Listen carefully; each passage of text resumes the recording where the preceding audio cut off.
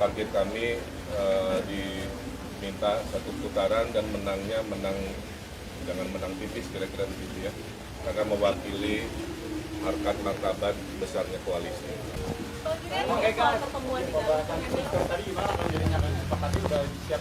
Ya, tadi arahan dari Pak Ekso, kebetulan di tim itu akan jadi ketua Dewan Pembina ya.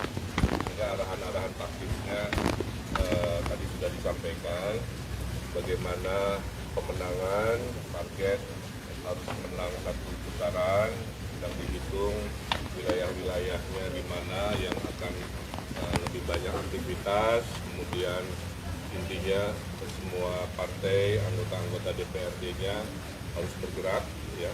Jadi pasangan Ridho setengah dari kekuatannya ada dari anggota legislatif yang kemarin terpilih di Februari 2024 untuk turun kembali ke konstituennya untuk mengkampanyekan visi misi dan kekuatan dari pasangan Ridho, kira-kira begitu.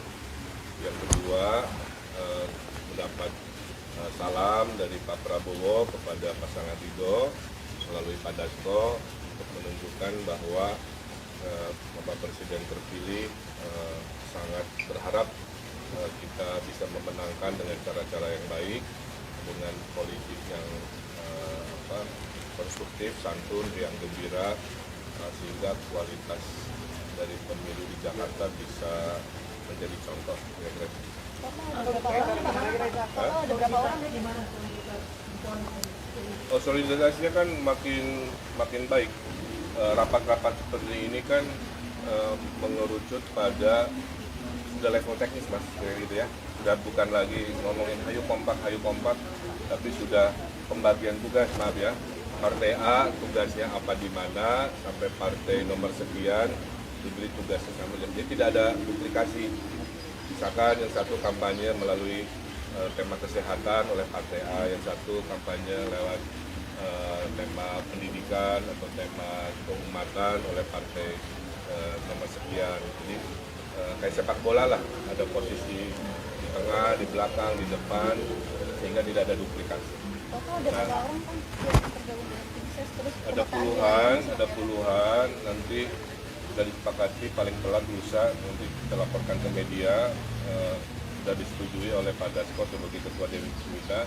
Strukturnya masih sama, insya Allah 70% anak-anak muda sebagai wajah pemilik masa depan Jakarta. Kang, tadi daerah-daerah mana saja yang perlu lebih kerja keras? Oh, itu mah rahasia dapur dari pasangan Ridho. Kita bergerak berdasarkan data ya. Yang kuat kita perkuat, yang lemah kita perbanyak eksistensi kehadiran dari pasangan. Kang Emil. Ya, target kami diminta satu putaran dan menangnya jangan menang tipis, kira-kira begitu ya, karena mewakili harkat martabat besarnya koalisi. Kang Emil, ini kan visi misi Ya, nanti saja saya ininya menyampaikan pesan ingin bertemu dulu, tidak melulu ujungnya meminta dukungan ya, tapi lebih kami menghargai pemimpin-pemimpin Jakarta sebelumnya yang keilmuannya tentunya kami butuhkan jika nanti kami terpilih. Kang Emil, ini kan visi misi sudah diserahkan dalam salah satu program pendidikan itu kan sekolah akan digratiskan, Kang. Itu untuk negeri aja atau untuk swasta juga, Kang? Sebenarnya program itu memperkuat yang sedang disiapkan di 2025. Jadi buat keluarga prasejahtera itu gratis tidak hanya di negeri, tapi juga di swasta. Tapi swastanya swasta yang masuk dalam jangkauan dari Pemprov DKI. Artinya untuk keluarga prasejahtera aja ya, Kang? Ya.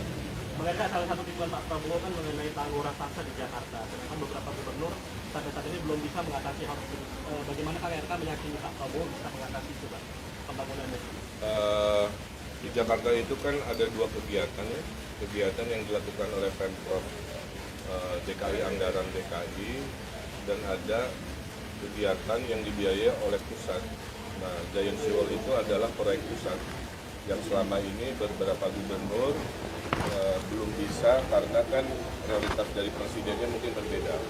Kalau yang Pak Prabowo sudah menyatakan penanganan banjir Laut Utara dari Jakarta sampai Surabaya ini akan jadi prioritas.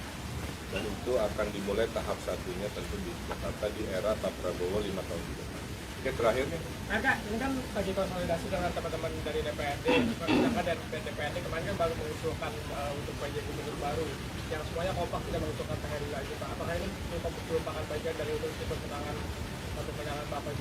Saya tidak hafal, sudah ikut di politik lokalnya, saya tidak bisa menjawab. Saya cuma baca berita juga, yang saya tahu Pak Heru tidak diusulkan oleh DPRD. Tapi mungkin dari pintu usulan kementerian, karena yang saya tahu ya, usulan PJ itu bisa dari bawah dan bisa dari pusat. Jadi saya doakan yang terbaik buat beliau. Karena beliau sahabat saya juga.